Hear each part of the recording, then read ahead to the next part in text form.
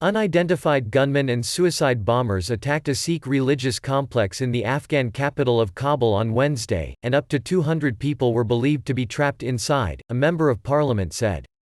Afghan security forces had blocked off the area and were taking on the attackers, Interior Ministry spokesman Tariq Aryan said in a message to journalists. It was not immediately clear how many attackers there were or who they were. It was not known if there were any casualties.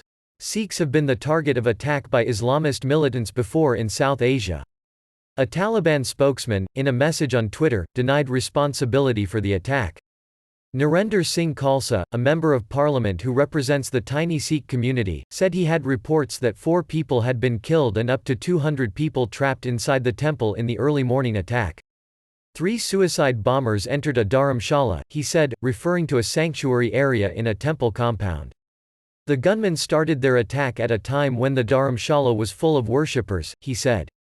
He said the Afghan security forces were clashing with the attackers.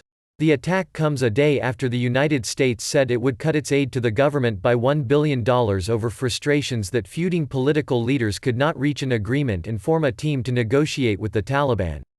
The Interior Ministry spokesman said Afghan security forces had cleared 1 floor of the complex and were moving slowly to try and avoid civilian casualties.